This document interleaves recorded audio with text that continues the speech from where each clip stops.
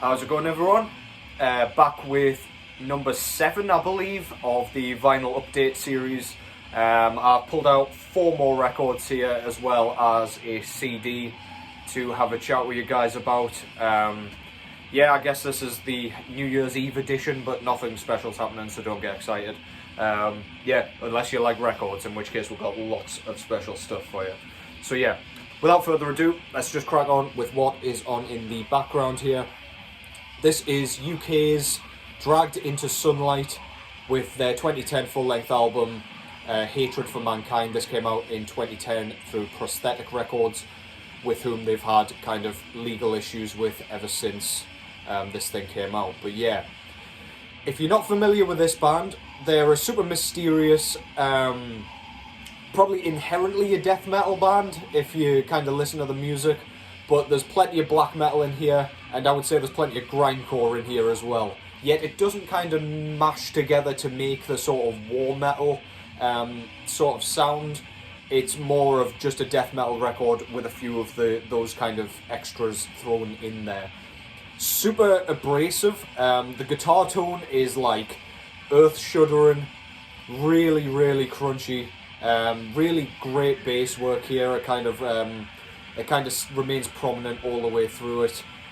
Vocals range from like high shrieks and shrills to really like guttural, almost electronic-y sounding vocals at times. I don't know why that is. I don't know if it's just the tone of his voice making the microphone make like that certain sound, but it sounds super cool, really unique.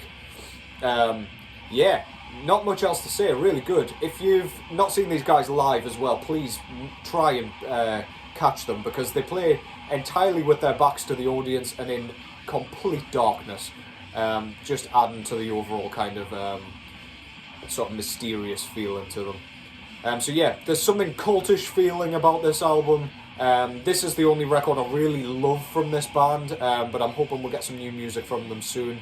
I think another one came out after this record, but this is where it's at for me. That's Dragged Into Sunlight, 2010's Hatred for Mankind. Go and check that out if you have not already. The first record that I'm going to be talking about here is one based out of Finland. This is a recent repress through Hamri Records. The band that I'm talking about here is Hooded Menace, with their compilation record Gloom Immemorial. Yeah, this is, if you know Hooded Menace, this is more of the same. Lassie Paiko on vocals. It's nothing from the kind of later era. The last 2 records had a different vocalist on, with Lassie just on guitars. Yeah, if you like riffs, and if you like doom metal riffs specifically, I would say it's emphasis on the doom, despite them being a death doom band. The only real thing that makes them death is some of the drumming, and definitely Lassie's kind of super guttural, rumbling vocals that he's got going on. Yeah, then you will definitely like this anyway. Yeah, they just know how to write riffs, basically. That's the entire kind of purpose of this band. If you like bands like Temple of Void, I guess, would be like a kind of recent example, then you'll love this. It's in a similar sort of style, really mid-paced, can be super groovy at times. Yeah, just really, really infectious stuff. Sticks in your head, makes you wanna tap your feet. Yeah, the tracks on here were featured first on, I believe, there's some from Fulfill the Curse, their first record, but then like a few splits and demos here and there as well. So it's a nice kind of smattering of just Hooded Menace tracks that are less common to come across, and at least less common recordings of well-known Hooded Menace tracks. So yeah, if you like Hooded Menace, this is definitely worth a pick-up for anybody who likes to kind of collect full discographies like I do. Yeah, a welcome addition to my collection, and really beautiful stuff from Hamri Records as always. Front cover there, you've got your Hooded Menace bleeding out of his eye, in like a cemetery with the moon looking pretty and birds circling above. So yeah, really nice artwork, absolutely love it. Some of my favourite artwork of all time, I would probably say. I like the hyperbole on this channel, but yeah, I would have to say that for that one. Minimalist kind of layout on the back, just your track listing there, and Hood and Menace's fucking awesome logo up top there. And this one came on a stunning clear with white splatter vinyl. That looks absolutely awesome. So yeah, worth having in your collection regardless. I've also got the CD somewhere too, but yeah, I could not say no to this kind of version. It looks beautiful, sounds great. Hood and Menace, Gloom Immemorial, through Hammerheart Records. If you want a copy, go check it out. It should still be in stock, I would imagine. Yeah, well worth a listen and a pick up. Heading over to the UK now with Satan. This is for those of you that don't know them, this is a traditional heavy metal band, or new wave of British heavy metal band, whichever you want to call it, hailing out the UK, as I say. They've been going for absolutely years and still don't seem to get any more of a following somehow. For those of you that haven't heard any of their music, it's kind of traditional heavy metal in the standard way, although they rely heavily on sort of technical lead riffs. So it sounds like he's soloing all the way through this thing, and the solos themselves are utterly blistering as well. I don't know what it is about this band in general, but a bit like Angel Witch, if you're familiar with them, they've got a sort of sinister, kind of almost extreme feeling about them, without them actually being an extreme metal band. I don't know if it's the kind of really kind of ghostly, creepy vocals, or ghostly is probably the wrong word, but they kind of come across as creepy to me. Or if it's like the production. This thing sounds like it was recorded in a garage. The drums are super authentic sounding. It just sounds really, really cool. It sounds like you're hearing this thing live. But yeah, there's something really evil about it, and I love it. If you know Satan already, this is more of the same sort of stuff. They just know how to write killer tunes, really upbeat, headbanging stuff. Nothing kind of different. They've been doing this stuff for sort of years at this point. But yeah, really great pickup, really, really worth grabbing. Satan with Earth Infernal. Your front cover there depicts your kind of skeleton judge that they've got on quite a few of their other records, with a kind of impaled vulture skewered on the top of like a cathedral spire, it looks like. Really cool, love their logo, really nice. Back cover there, you've got your track listing, again pretty minimalist, and you've got, I don't know, another cathedral spire, I don't know, I really don't know, but yeah, looks really cool anyway, really nice. I picked this one up in my local record shop, and it came on a beautiful sort of light yellow, I think they called it, but it just looks yellow to me. Yellow is light. But yeah, really nice, goes beautifully with the artwork. You know how much I love that shit. So yeah, if you don't know Satan, give them a listen. They deserve way more of a following than they actually have. Still going strong. This is out on Metal Blade Records, who picked them up a few years ago, and man, they've been cranking out just great stuff ever since their incarnation. So yeah, go check that out. Earth Infernal, Satan, 2022 release. Awesome. To the complete opposite end of the spectrum now, with something that is utterly abrasive. This is Revenge, with Scum, Collapse, Eradication. This is a 2022 repress through Osmos Productions. If you're not familiar with Revenge, they play kind of, in my opinion, the epitome of war metal. I don't really like that term, black and death metal, whatever you want to call it. But the reason this kind of comes across as war metal is the grindcore addition into this thing. So, everything sounds dead, like rubbly and like kind of, I don't know, it's really kind of rambling.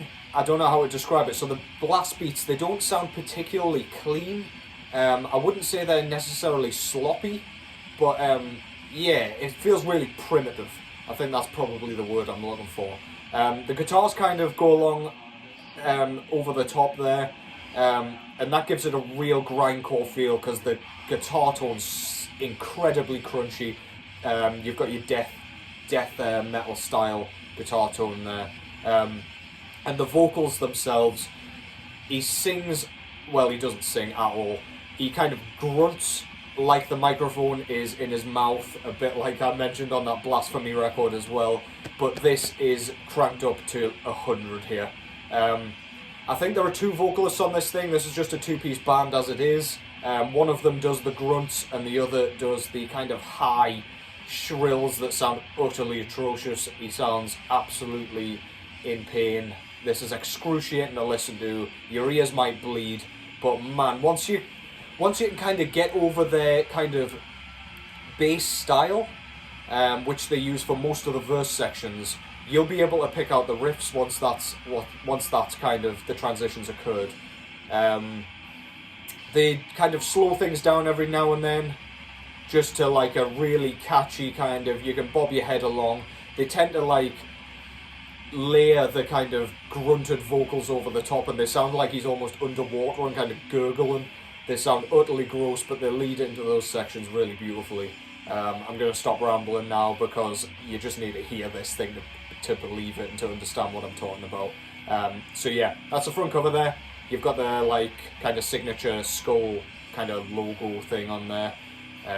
With their standard layout, they don't really kind of lay their records out any differently apart from kind of slight variations on their artwork, on the artwork itself. Yeah, really cool. You've got pretty much the same thing there with the barbed wire and your track listings there. Really nice.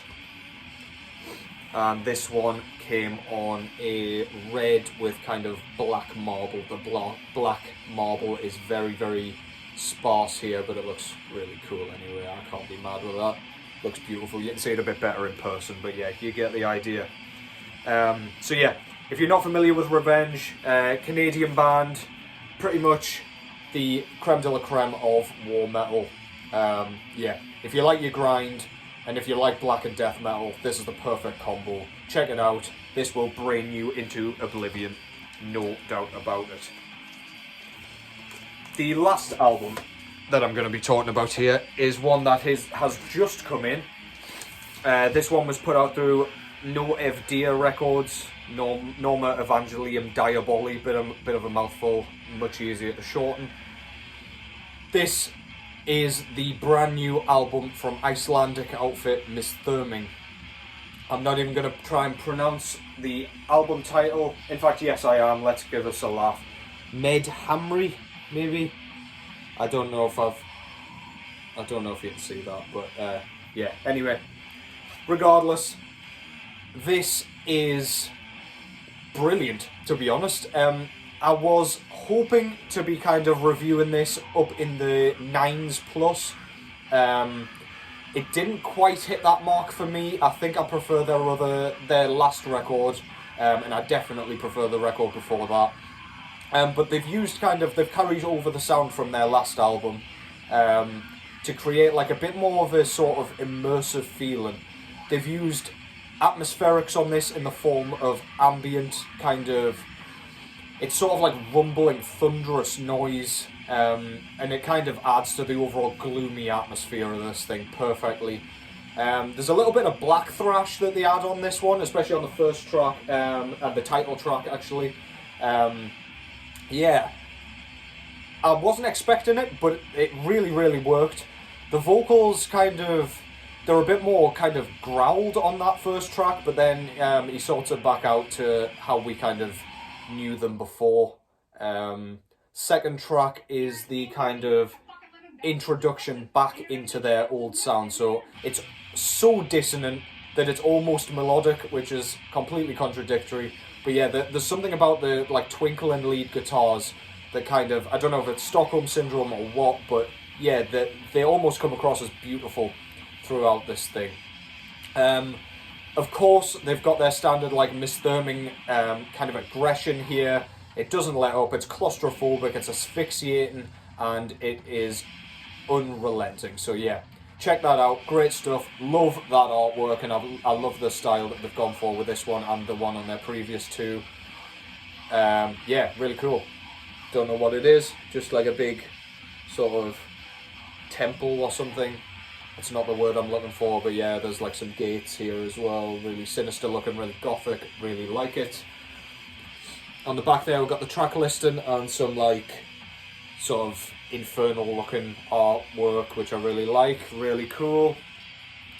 Inside, we've got like a gravelly picture of the band there, and we've got some more of that kind of infernal looking artwork. Really cool. The only pressing of this, I believe, was on black vinyl.